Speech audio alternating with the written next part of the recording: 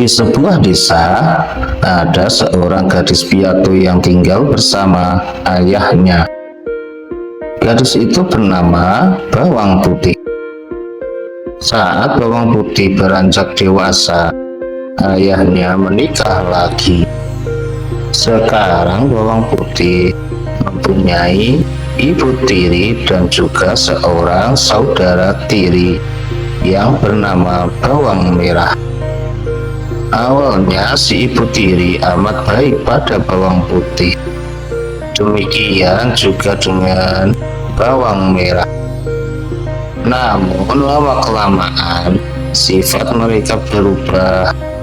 Apalagi setelah ayah Bawang Putih meninggal dunia. Mereka berdua bersikap sewenang-wenang terhadap Bawang Putih. Pada suatu hari, Bawang Putih pergi mencuci di sebuah sungai. Saat membilas baju kesayangan milik ibu tirinya, baju tersebut hanyut terbawa arus sungai. Bawang Putih ketakutan. Ibu tirinya pasti marah, kata Bawang Putih. Maka dia memberanikan diri menyusuri arus sungai yang deras untuk menemukan baju ibu tirinya. Bawang Putih terus berjalan, tetapi baju itu tak juga ditemukan. Padahal hari semakin gelap, Bawang Putih hampir berputus asa dan menangis. Dia lelah dan takut. Saat itulah seorang nenek tua melintas di hadapannya. "Hai gadis cantik, apa yang kau lakukan di sini?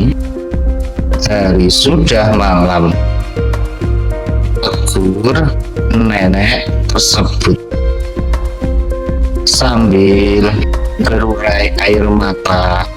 Bawang Putih menceritakan masalahnya kepada nenek tersebut. Nenek itu mengeluarkan sesuatu dari keranjangnya. Tiba-tiba saja, "Apakah ini bajunya, Nak?" Bawang Putih senang melihat baju ibu tirinya telah ditemukan oleh seorang nenek. "Iya, benar, Nek. Itu memang baju ibu tiriku. Kau boleh mengambilnya kembali, Nak. Tapi ada syaratnya." "Apa, Nek?" "Kau harus membantuku membawakan keranjangku ini. Bahuku terasa pegal memanggulnya," keluh kesah nenek terhadap Bawang Putih. Bawang Putih pun setuju. Dia merasa iba melihat tubuh renta si nenek. Meski keranjang itu cukup berat, tetapi Bawang Putih tak mengeluh sedikit pun ketika membawanya. Setiba di rumah nenek, Bawang Putih lalu berpamitan.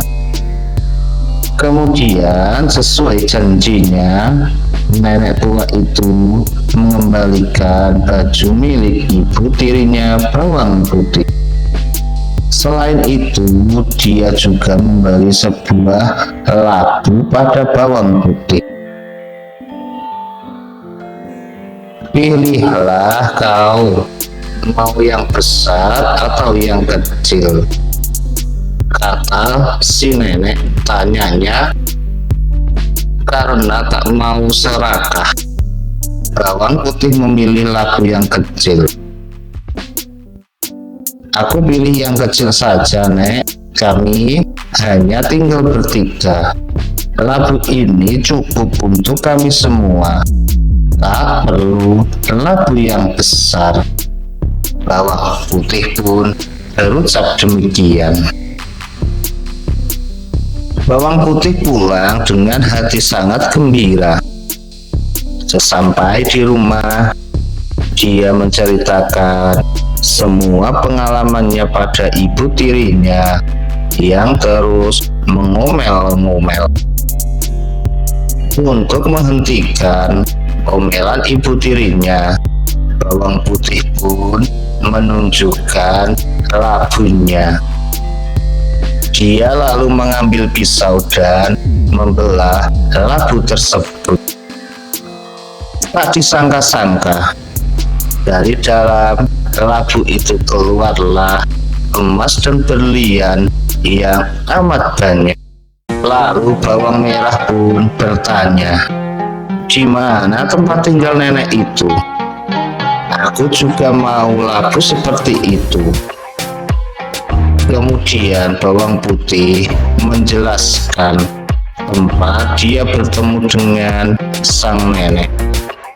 Dan bawang merah pun pergi ke sana. Bawang merah berpura-pura menghanyutkan bajunya, lalu sambil menangis seperti yang dilakukan oleh bawang putih. Ternyata nenek itu muncul lagi. Nenek itu lalu mengajukan syarat yang sama. Ingat akan cerita bawang putih. Bawang merah pun setuju dengan syarat nenek tersebut. Namun berbeda dengan bawang putih. Bawang merah terus mengomel-ngomel. Sebentar-sebentar dia berhenti dan mengeluh kelelahan karena membawa keranjang yang cukup berat. Bahkan saat perjalanan masih jauh, dia sudah tak mau lagi membawakan keranjang nenek tersebut. "Nek, bawa saja keranjang itu sendiri.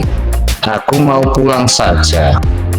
Tapi sebelum aku pulang aku minta labu," ujarnya. Bawang merah. Nenek itu menghela napas dan mengeluarkan 2 buah labu dari keranjangnya yang dibawanya. "Ini nak, mana yang kau pilih?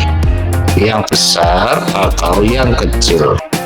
Tanpa basa-basi dan menjawab, bawang merah merebut labu yang besar dan berlari pulang.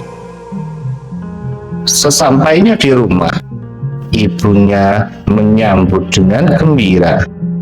Mereka berdua lalu membelah labu tersebut. Namun apa yang terjadi? Labu itu tak mengeluarkan emas dan berlian seperti labu milik bawang putih. Labu itu malah mengeluarkan binatang-binatang yang mengerikan seperti ular dan kalajengking. Mereka berdua berteriak ketakutan. Mereka, bawang merah dan ibu tirinya, berteriak ketakutan dan tentu saja membuang labu itu jauh-jauh. Mereka berdua akhirnya menyadari bahwa mereka terlalu serakah. Sejak kejadian itu, mereka pun bersikap baik pada bawang putih.